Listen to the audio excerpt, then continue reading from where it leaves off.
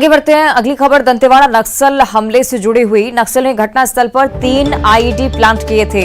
ये बड़ी जानकारी सामने आ रही है। नक्सलियों ने पहले से ही प्लानिंग कर रखी थी इस पूरे हमले को अंजाम देने की। पुलिस ने घटनास्थल से 3 डेटोनेटर भी बरामद किए हैं। नक्सली कमांडर जगदीश के नेतृत्व में घटना को अंजाम दिया गया। घटनास्थल के आसपास जगदीश की मौजूदगी थी। अभी ये जानकारी भी निकलकर सामने आ रही है। दंतेवाड़ा का ये नक्सल हमला जिसमें 10 जवान शहीद हो गए, एक सिविलियन ड्राइवर की भी जान चली गई, इसे लेकर अब लगातार खुलासे हो रहे हैं।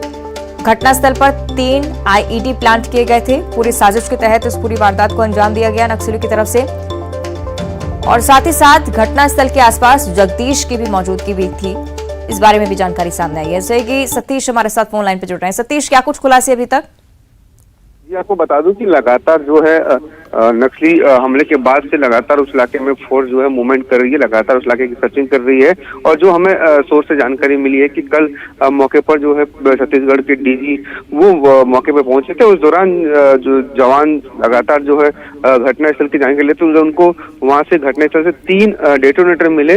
उससे जो है ये साफ होता है कि वो आईडी में जो जहाँ ब्लास्ट हुए वहां पर 3 आईडी का इस्तेमाल किया गया था, तभी जो है इतना बड़ा धमाका हुआ है। और बताया जाता है कि ये तीनों आईडी पहले से यहाँ पर प्लान की गई थी और एक ड्रिल के जो है वहां पर रेन कट था, और ड्रिल के माध्यम से जो माओवादियों ने वहां पर वायर से जो है 100 मीटर दूर बैठ के ट्रिगर दबाया और तीनों आईडी ब्लास्ट हुई। और यही वजह है कि सबसे बड़ा धमाका हुआ। और इसमें जगदीश उस एरिया का कमांडर है, उसका हाथ बताया जा रहा है कि उसके जो है नेतृत्व में ये माओवादियों ने धमाका किया है। और जगदीश के आसपास भी मौजूद भी थी, और जिस जगदीश की मौजूदगी पर एक ऑपरेशन चलाया गया था और जवान लगातार उस इलाके के जंगलों की खाक छान रहे थे और सुबह मुठभेड़ भी हुई, वो जगदीश पहले से ही एक आईडी प्लान करके एक साजिश रच चुका था। और उस साजिश में जो है जवान फंस गए और एक आईडी ब्लास्ट में 10 जवान शहीद हो गए। बिल्कुल। और नक्सल कमांडर जगदीश का आप जिक्र कर रहे हैं सतीश, पहले ये भी जानकारी सामने आई कि इस वाहन को धीमा कराने के लिए किसी ग्रामीण ने या किसी व्यक्ति ने इसे रोका भी था। क्या इस बारे में अभी तक जानकारी कि वो नक्सली था या कोई ग्रामीण था, या ये इस पूरी साजिश का हिस्सा रहा? अब जो प्रथम दृष्टया जो समझ में आ रहा है कि घटना स्थल से 50 मीटर पहले बीज पंडुम ग्रामीण मना रहे थे। बीज पंडुम का मतलब होता है कि आम का त्योहार जो ग्रामीण हर जगह मनाते हैं, तो उसका कहीं ना कहीं या तो माओवादियों ने फायदा उठाया या फिर माओवादियों की एक साजिश का हिस्सा रहा होगा। ये जांच का विषय है। लेकिन 50 मीटर पहले बीज पंडुम मनाया जा रहा था, वहां पे ये वाहनें रुकी है, और वाहनें रुकने के बाद में जिस वाहन में जवान सवार थे वो वाहन की गति धीमी हो गई है। उसी का फायदा माओवादी लगातार जांच का विषय और जांच और गहन होती जा रही है इसे लेकर भी। सतीश, आप बने रहेगा हमारे साथ। डिप्टी न्यूज एडिटर अभिषेक शुक्ल जी भी फोन लाइन पे जुड़े हुए हैं।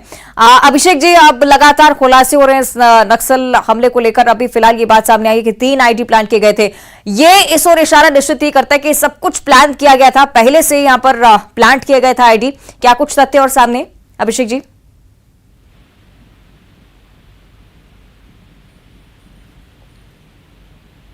अभिषेक जी, मेरी आवाज पहुंच रही है आप तक?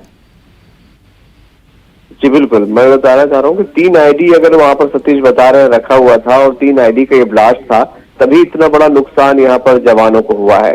अवंतिका, ये बहुत पुरानी रणनीति है नक्सलियों की कि वो आईडी जब रोड बन रहा होता है तभी वहां पर प्लांट कर देते हैं, और ट्रिगर होता है वो उस रोड से थोड़ी दूर पर कहीं ले जाकर छोड़ देते हैं, और जब वो जरूरत उनको होती है तब उस आईडी का इस्तेमाल वो करते हैं। तो ऐसे आईडी जो है वो जगह जगह वो बिछाए रहते हैं, और जवान हमारे इन्हीं आईडी को कई बार ढूंढकर डिफ्यूज भी करते रहे हैं। तो उसी प्रकार की एक ये पावरफुल आईडी थी जिसका इस्तेमाल नक्सलियों ने किया था।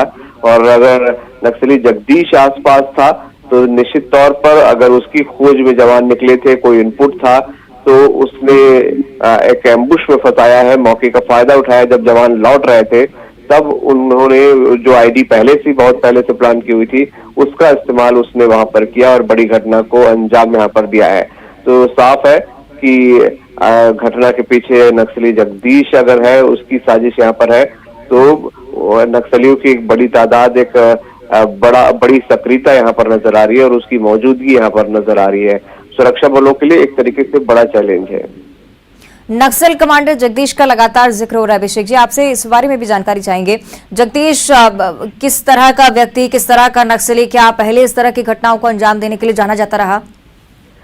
बिल्कुल, नक्सली कमांडर जगदीश इनामी नक्सली है और बहुत लंबे समय से जवानों को उसकी तलाश यहाँ पर है। यही वजह है जब इनपुट मिला जवानों को कि नक्सली कमांडर वहां पर आसपास उसकी मौजूदगी है, तो वो सर्चिंग पर निकले थे। और सुबह एक मुठभेड़ भी हुई थी जिसमें एक नक्सली घायल हुआ था, जिसको इलाज के बाद वो वापस लेकर लौट रहे थे जब इस पूरी वारदात को नक्सलियों ने अंजाम दिया। यहाँ पर तो लंबे समय से सुरक्षा बलों के निशाने पर है वो, और यही वजह है कि सुरक्षा बल लगातार एग्रेसिव मोड पर उसकी तलाश भी करते रहे। और लेकिन इस बार ये जरूर रहा कि उसकी तलाश में वो निकले थे नक्सली कमांडर, तो उनके हत्थे नहीं चढ़ा, लेकिन एक नक्सली चढ़ा था। लेकिन बदकिस्मती रही या जो भी चीज कहा जाए, जांच के बाद वो चीज सामने आएगी कि लौटते समय 10 जवान उनके एम्बुश में फंस गए और उनको हमने खो दिया है। आमतौर पर यही होता है अवंतिका की कुछ जो बड़े लीडर होते हैं नक्सलियों के, वो मुठभेड़ में फ्रंट पे नहीं रहते हैं। वो जवानों को अपने नक्सली जो होते हैं, यंग लोग होते हैं, उनको आगे कर देते हैं और वो कहीं दूर बैठकर पूरी रिपोर्ट ले रहे होते हैं।